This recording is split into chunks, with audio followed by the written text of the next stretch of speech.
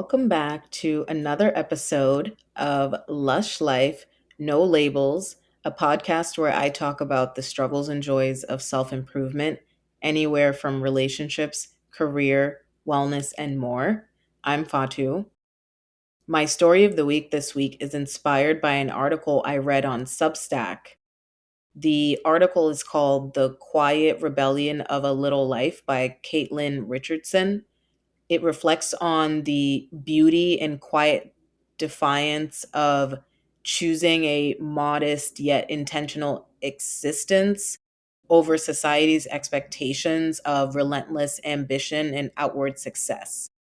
In her article, she talks about some philosophers and sort of dives into the idea of, quote, a little life, one centered on simplicity, presence, and personal meaning, is an act of self definition.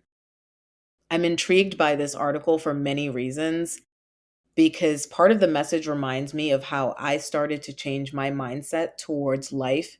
It's on the notion of grand achievements and societal pressure to constantly strive for more. I want to caveat that there's nothing wrong with wanting to do more or get better at something.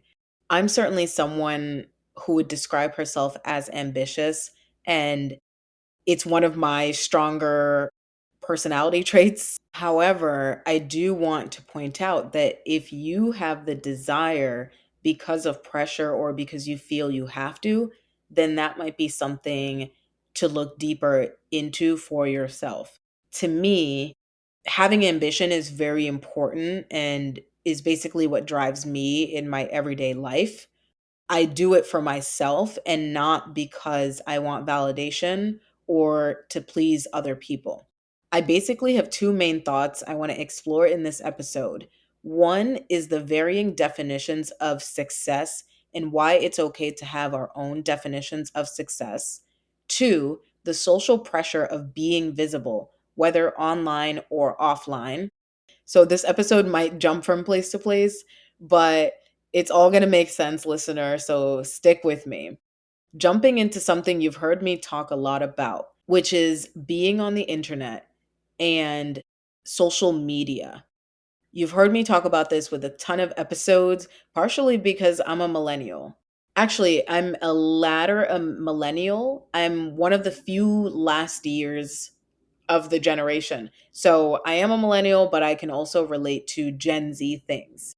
But really looking at the millennialism of it all, millennials are an interesting generation because in human history, over the last thousands of years, we are the first generation that had these digital devices and digital content available in our youth. I remember being in middle school and MySpace was a big thing. For y'all who remember MySpace, you could add music on there. So whenever somebody went to your MySpace page, the songs you picked would play. You could add your friends on there and then you could rank them based on basically how much you liked them, which, if I remember correctly, did cause a lot of tension between some friendships. MySpace was really one of the very first social media sites that allowed people to use the internet to interact with each other. There were other ones that came along, of course, but the next big one was Facebook. I think I got my first Facebook page maybe in eighth grade or the freshman year of my high school. But that's really when it was starting out. And we know, of course, now that Facebook started out very social media heavy, and it was similar to MySpace in that you could add your friends and family on there, but they also had other features like adding a relationship status, and then you could just add more information about yourself, including pictures. It was a really good way to keep in contact with people, especially as life continued to move on and we all went our separate ways. Because the truth is, it does get sad when you're not living in the same neighborhood or the same state as someone. So, social media is inherently a good way to keep in touch with folks and to try to keep up those relationships. So, since I was younger, being online became normalized and being visible to others to an extent. was important. So that's probably why I talk about social media a lot, because I did grow up in this age and I still use social media to keep in touch with different friends around the world. When I look at my social media use overall, though, I'd say I'm a mid range user. I say that because I know people who don't use it at all and who are around my age, and I'm 30. I have friends who deleted their Instagrams and Facebooks years ago. They don't use Twitter, TikTok, none of that. We basically just keep in touch through the phone, which I have no problem with. So for those friends of mine, I'd categorize them as zero to low users. They don't have the desire to put anything out there. They'd rather connect with people in person, and I commend that. I think there's a beauty in having a quote quieter presence in a world like we have now. Not to say that these other people don't have ways to let people know what's going on, they just find other avenues. I am not a first adopter when it comes to social media. I remember when I got my Instagram page, I kid you not, it was actually the day after I graduated from undergrad. By this time, Instagram was really, really popular. All of my friends were using it essentially, except for me. And then I finally decided, okay, let me just get this so that I can keep up with some folks that I just graduated with who I'm probably not going to be seeing very often. I've posted a few times over the years, but I don't post every week or every month. I think actually my last post was early last year. And it's not that I don't have things to post, but I'm just not the type of person who likes having all of these things about my life out there. My close friends, of course, know what I do and what I'm up to, and I'll send them pictures and update them on my life. But a lot of people that I am connected with on there, I haven't spoken to in years. And I consider myself an ambivert, leaning more towards introvert. So I can be social, especially if I'm around people that I know. But because of my introvertedness, I'd rather just keep a lot of things to myself, and that's one of the main reasons why I'm not very active on social media. But I do have friends who post on social media who I would consider high users, high range users, and post on social media multiple times a week. They update their Instagram stories, they do posts, and it's fun to see what they're up to when I'm on there, especially for folks who I may not talk to all the time. So, just like with anything else, social media is a choice that we can decide how much or how little we want to be involved in it. And that level of visibility, like I said, is really focused on the person. If you are somebody who likes to be more visible, then you're probably posting a lot more. But if you're someone like me, you're probably not posting as much. But social media has become much more than just interacting with your friends like it was at the beginning. It's become a space where people who are entrepreneurs can get clients. If someone is a baker, for example, I've seen people posting cakes that they have in their store that they've made for other clients. And that's a really great way that they utilize to advertise their services. And then they also utilize that, of course, to get more clients to reach out to them.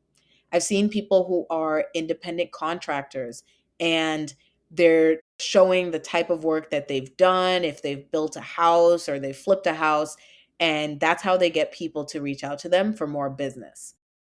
Even the notion of having a website for your business is very common, but now it's honestly kind of expected that businesses not only have their standard website, but they also have a social media presence of some sort. The notion of building your brand is a huge part of building your business through social media. And if your business doesn't have an active social media presence, that could deter potential clients. Even for someone like me who used to check out nail salons or hair salons to see how people are doing the nails or the hair, I've looked on Instagram and Pinterest, those types of things online before. Now I mostly do my hair, which has been good because it's been saving me a lot of money. So, yay. And I've been getting better and better at it. But in the past, it was really helpful to go and see, oh, I want to go to this person's salon for this hairstyle. And I can just go on their Instagram page and see other people's hair that they've done before and sort of decide if I want to spend all my money to go and sit in their chair for a few hours. So it's a really important way for people to make their money. And even with the rise of social media influencers, we can see this trend. In the early 2000s, I'm sure we all knew of YouTubers who were making millions of dollars off of being on that social media site. And now, with the even bigger rise of Instagram and, of course, TikTok, we have all of these social media influencers and some whose full time jobs it is to be on social media, to interact with their followers and get as many likes as they can. That's how they get paid. They also can attract brands who want to work with them and who pay them or provide them the items to promote. And that's how they pay their bills and get that bread. If you don't know what getting that bread means in this context, bread is money. So, really, for these folks, being visible is really important because it's directly tied to their livelihood. Unlike someone like me who doesn't get paid being on social media. If I post something, I'm posting it just for the people that I know. If I post something on TikTok, it's for whoever's following me, but I'm not being paid for any of those things, unlike the people who rely heavily on that. So that's one part of social media. Another part that has sort of been rising more and more actually is the corporate or the other types of job side. So when I think about the corporate side of things, the biggest one that comes to mind is LinkedIn. I remember when LinkedIn first started and it was supposed to be a social media site for professionals, and it's where you go and you can sort of see companies, you can see other people and what they're doing. So now we see, of course, that it's easy to keep up with different companies because they'll post updates on what's going on, what their next moves are. You can keep up with the people that you work with, CEOs, founders, whoever else is out there trying to promote their business.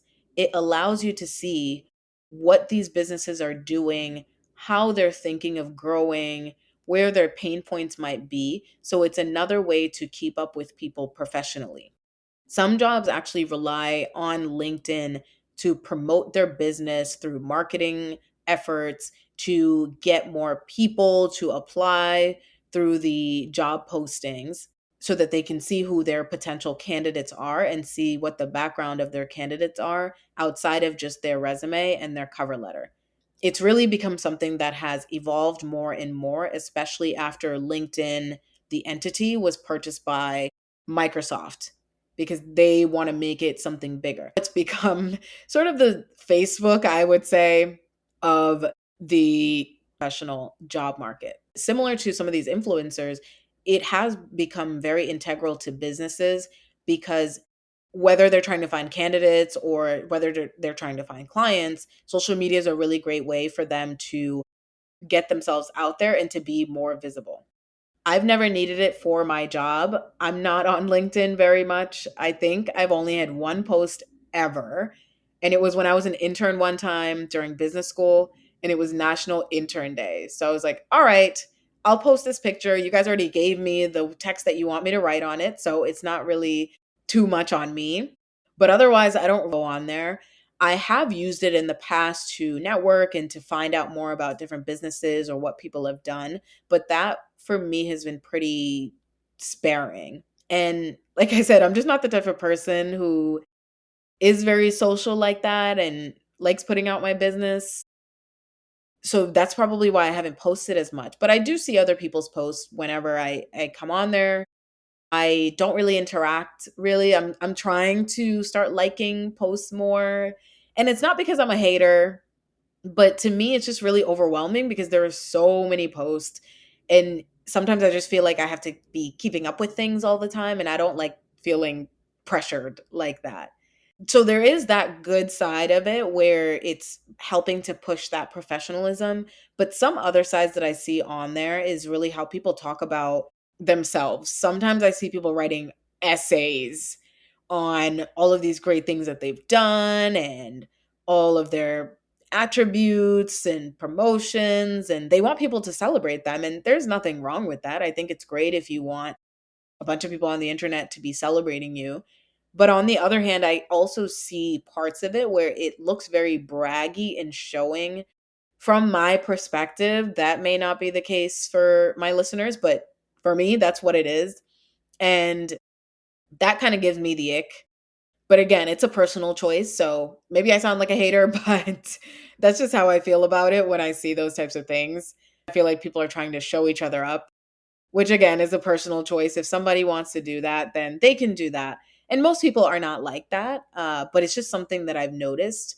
Just like with any other social media site that I've sort of talked about, you can see all of the different sides of it. And even in the last few years, I'm sure we've all been hearing about layoffs across tech, healthcare, all of these different industries. And I've noticed more and more people are more willing to talk about the not so glamorous sides of professionalism, such as the layoffs, which is a counter shift to some of the other posts where people are sort of just bragging about themselves. And I think it's important to see both of these types of content, and people can choose to interact with whatever type they want. You can show that people are not alone in their circumstances if you start posting about those different types of things. That's sort of the one part I mentioned before about social media, essentially, and how we as people, especially as we get older, a lot of my friends are in their late 20s, early 30s. We sort of vary on our use of social media. And again, that's really just based on each person and what each person prefers to do. I am on the side of being quieter online, but that's just what makes me more comfortable. That's sort of one part of it. The other part, outside of being visible online, is talking about success. And I've talked in a previous episode about how there are different definitions of success. And tying this back into social media, of course, when you see people posting different things about themselves on LinkedIn, that promotion they just got, or that house they just bought, sometimes it can be easy to compare ourselves to that because we would say, "Oh, I didn't get that promotion. I'm not in that position." In that one episode that I talked about, I was sort of saying we should not let it get to us like that because we all live different lives and it's okay to be different. And sometimes it's going to take me a while to get to a certain point where someone already is at. And that's okay too. In the recent episode I mentioned where I talked about how comparison is the thief of joy, part of the reason why I think we've compared ourselves more and more over time is because of social media. In the past, you could get a Christmas card from people every year, or maybe you see them and you catch up on how their life has been, or your friend directly tells you about their promotion, their recent house purchase over the phone or something. But these days, we're much more privy to what's going on in each other's lives, but not every moment in their life. We're only seeing snippets of what people decide to show us. And not saying that's a bad thing at all. There's certainly a good thing about being able to see these updates because, especially if you're somebody who's ambitious, maybe you see someone who recently got promoted and that inspires you to want to gain some skills that they have, to want to further your career in a way that you may not have thought about before. And I think that's one of the beauties of being able to see other people's visibility, especially if you're someone who's not as into something like that. But the accessibility can certainly play a role in our psyche and play a role in how we view ourselves. More what I'm trying to say in this episode is about me reflecting based on the article that I read, because I'm the type of person that the article is pretty much talking about. I'm the type of person who wants to live a quote quieter life. And that's because I'm more introverted, and it's okay to want that. Sometimes I feel like there's pressure to always be showing up or showing out and showing people that you've been doing XYZ. But why do we have to do that? I talked a while back about traveling and how much I love travel. It's pretty much in my blood based on my parents. And I can't even think about how I haven't even posted on Instagram since last year. But in the last year, I've done a lot of travel that I've really enjoyed solo or with other people. And my friends know about it, the people I'm closest to, because we catch up. And I actually had one of my friends ask me, "Hey, Fatu, why haven't you put up any of the pictures or videos of the trips that you've been on?" And it was actually a really good question. And it made me think about why I haven't done that. Honestly, I didn't do it because I just didn't feel like it. I didn't feel that everyone online who I'm connected to on there needs to be knowing what I'm doing. The people who already know. And that's what's most important to me. Even in my professional life, if I get a promotion or I move to a new position, I don't feel the need to click that button on LinkedIn that says, "Oh, let everyone know that I got this promotion." Not because I'm trying to be super secretive, but just because I don't really care about getting any likes or praises on those types of things. I'm internally happy that these things are happening for me, but I don't know, I guess I just don't necessarily need the validation for those types of things. Maybe I'm weird. That's what makes me most comfortable. And if I'm happy for myself and if I tell any of my friends about it and they're happy for me, great. Even then, it really comes down to how I feel about myself or that thing in my life. I don't know. Maybe being too visible makes me uncomfortable, like I said, and that's just me. Like I said, I'm surrounded by people who aren't like that at all, and they're happy in their own right too. So the point of this all is that no one size fits all in social media or in other parts of life, and that's one of the beauties of being a person. We have the ability to be ourselves and see what we want to do. And the notion of a quieter life is nice to me because it has a sense of a smaller life, if I can describe it as that. And that's what makes me happy, even finding the joys in something mundane sometimes.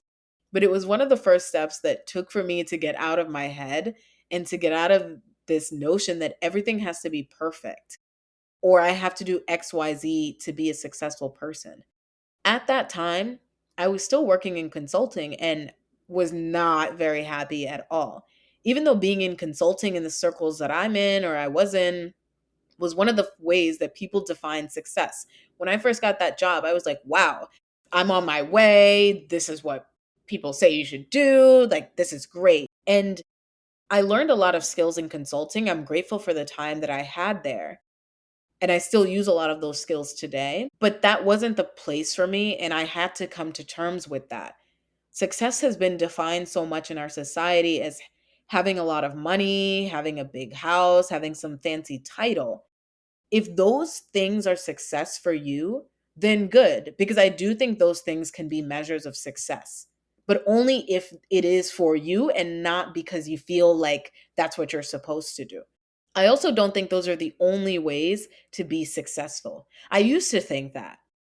I used to think having a certain type of job like consulting made me a successful person. And I would say it did in a way, but over the years of me being in consulting, when I was being worn down more and more, there was just that pressure not to quit or the pressure to continue so that I wouldn't be seen as a failure.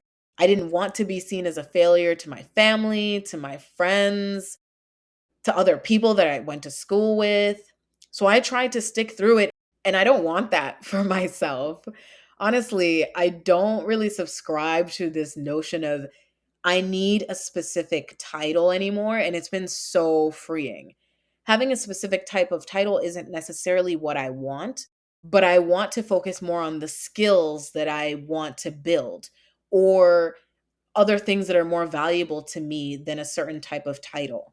I went to business school. Now I'm back in the working industry. And even then, I don't have the desire necessarily to become, I don't know, the senior director of blah, blah, blah.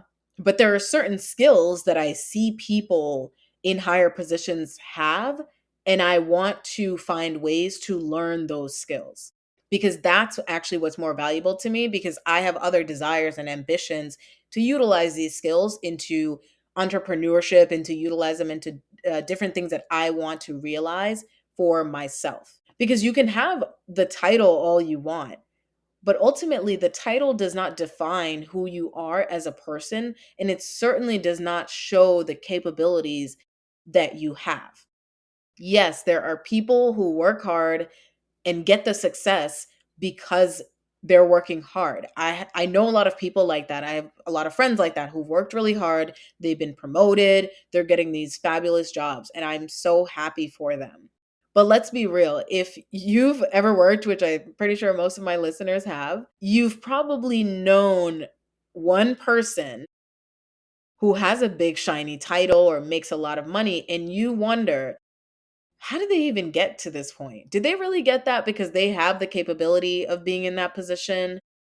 Or did they get that because they, I don't know, have connections and got a $500 million loan from their parents? Or they inherited the money from their family who owned emerald mines during apartheid in South Africa? If you know what I'm talking about, then you know. I'm not going to name names there. And those are obviously exaggerations, but I give those examples because sometimes people get the job because they know someone and it was sort of handed to them. Sometimes people get the job because they're the one who's willing to suck up the most or compromise their integrity. So I just want to point out that it's important to be real that sometimes people become successful not because they're the best at what they do, but because of some other circumstance. And I've seen examples where someone is looked down on because they're not, quote, successful yet, even though that person is living a life that is fulfilling for them. I'll give you an example. I know a woman who is a writer, a successful writer on the New York Times bestseller list. She lives in New York City with her husband, and they have a 2-bedroom condo. The condo is absolutely beautiful. They've done really great work on that. She hosts dinner parties with friends and family, and she's living a great life. She travels, but she's often talked about how people will ask her, "Oh, why don't you move out of the city and buy a mansion? Or why don't you do XYZ? You're successful. You're on this bestseller list." And she sort of says, "No, I'm good with this life. I like having a quieter life with me and my husband. I don't really have a desire to be flashy or to do more things, quote unquote, than that. I'm fine with what we have. I like sitting here, having some tea, hanging out with our dog after a long day, and being in my little garden." And these people are really rich, but they live and they choose to live a simpler life. But when people look at their lives and view that it's simpler, for them, they don't, that's not satisfactory. They sort of question why these people would choose something like this. And but for these people, they are successful. Like I said, they have a lot of money. They're good. They're successful in terms of what we would consider a success, but maybe it's just not showing. And this woman talks about how people are often commenting and are sort of pressuring her to have a grander life as they define it in their lives. And she doesn't have the appeal for that. But for them, their definition of success is that bigger is better. But for her, that's not how she defines herself. And I really appreciate that. I appreciate her for being vocal and for her not to succumb to the pressures of one, random people who don't know her, but also just living the life that she knows she wants to live. The fact that she's willing to stand her ground and not compromise her happiness for what someone else's definition of happiness is a beautiful thing. So it's great that she is comfortable with having a place where maybe she just has maximum 10 people at her dinner parties and that's what she's comfortable with. She doesn't need 100 people at a party because that's not what the definition of success is to her. And I find that similar to this woman's example, I find that people start judging you if they don't think your life or the way you are living fits into what their perception of success is. People will put you in a box because of them, because of the way they think things should be, not the way you want things to be for yourself. Some people don't want to climb the ladder. In the example I just gave, that woman is successful as we define it, right? As society defines it. She's a bestseller for all the books that she publishes. But if we look, for example, on the corporate side of things, some people don't want to climb the corporate ladder. I see people talk about how, for example, Gen Z or millennials don't want to work because of XYZ. And to me, honestly, that's laughable. Because the truth of the matter is, not everybody wants to be in a certain position, just like not everyone wants to climb Mount Everest. Some people might want to just walk on a flat trail and that makes them happy. I make that reference because I'm a hiker, and while I have no interest in climbing Mount Everest, I enjoy traveling to different national parks and hiking. And I do climb some mountains that are pretty tall, but not Mount Everest tall, and that's okay because I just prefer the activity of hiking. That's what I enjoy.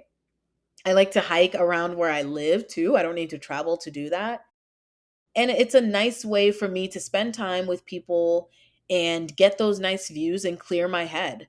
My goal of being a hiker is never to go the fastest or climb the highest mountain, like I said. That for some people is their definition of success. And more power to them. I love that for them. I have friends who have those goals too. And I applaud them every time they reach one of those summits and reach their goals. But I would dislike it if someone who's also a hiker would look down on me because I don't have the same type of goals as them. It's okay to be different. It doesn't mean that I'm less successful of a hiker as they are. We're just different and we have different things that we want. And I'm going to say something also controversial here. Don't cancel me. But another thing that I've been hearing people talk more about and sort of judging people on is the notion of children. As millennials, we know that people are not having as many kids and the birth rate globally is just very, very low.